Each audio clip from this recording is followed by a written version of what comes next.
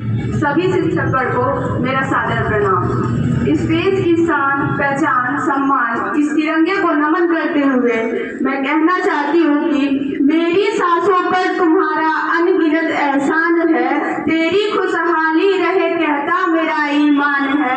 मेरी सांसों में तिरंगे की बुलंदी की दुआ, मेरे हिंदुस्तान तुझ पर जान भी कुर्बान है।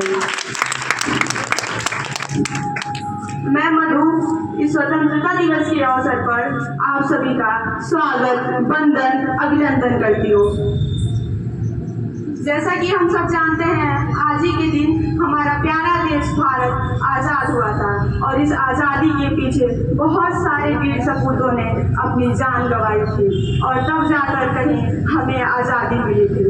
उन वीर सपूतों के कुछ नाम तो हम जानते हैं, बट इतिहास में कुछ नाम ऐसे हैं जिसे हम नहीं जानते हैं, जैसे भगत सिंह, सुभाष चंद्र बोस, आज़ाद और लाला लाजपत राय, सुखदेव, पंडित जवाहरलाल नेहरू, महात्मा गांधी और वीरांगना कही जाने वाली झांसी की रानी लक्ष्मीबाई, जिसके बारे में सुभद्रा कुमारी चौहान ने लिखा है, बुंदेले हर बोले के मुख हमने सुनी कहानी थी, खूब लड़ी मर्दानी वो तो झांसी वाली रानी थी।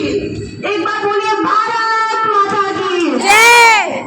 तो हम तो झांसी की रानी के बारे में सभी लोग जानते ही हैं, तो आइए हम कुछ और जान लेते हैं कि आज़ादी के पीछे जब भारत आज़ाद नहीं हुआ था तब तो हमारे जो शहीद हुए हैं वो लोगों ने सीने पे गोलियां खाई, लहूलुहान हो गए और ना जाने कितनों ने अपने प्राणों का बलिदान दे दिया और तनी से भी अपने लक्ष्य की प्राप्ति पर से अडिग रहे और हमें तब जाकर 15 अगस्त 1947 को सोने की चिड़िया कही जाने वाली भारत देश आज़ाद हुआ।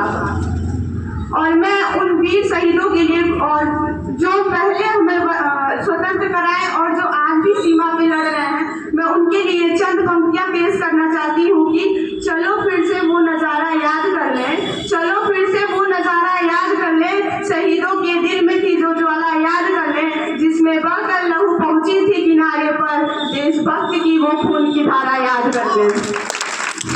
और जैसा कि हम लोग शिक्षा के बारे में जानते ही हैं कि शिक्षा आज के जीवन में कितना महत्वपूर्ण हो गया है।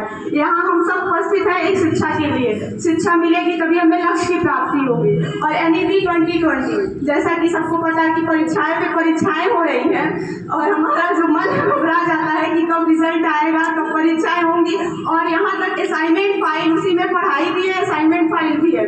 तो हमें कभी भी अपने लक्ष्य की प्राप्ति से पीछे नहीं हटना है। मैं उसके लिए भी कुछ लाइनें पेश करना चाहती हूँ कि उलझी हुई जिंदगी को सुलझाने की जिद करो, उलझी हुई जिंदगी को सुलझाने की जिद करो, जो ना है हासिल उसे पाने की जिद करो। अरे समंदर में तूफान बहुत आते हैं तो क्या हुआ, उसी के हासिल पर घर बनाने की जिद करो, उसी के साहिल पर घर बनाने की जिद करो। मैं चंद पंक्तियों के साथ अपनी बारी को विराम देना चाहती हूँ कि कुछ इस तरह से बुनो अपने तकदीर के धागे, कुछ इस तरह से बुनो अपने तकदीर के धागे कि अच्छे अच्छे को झुकना पड़े इसके आगे। धन्यवाद।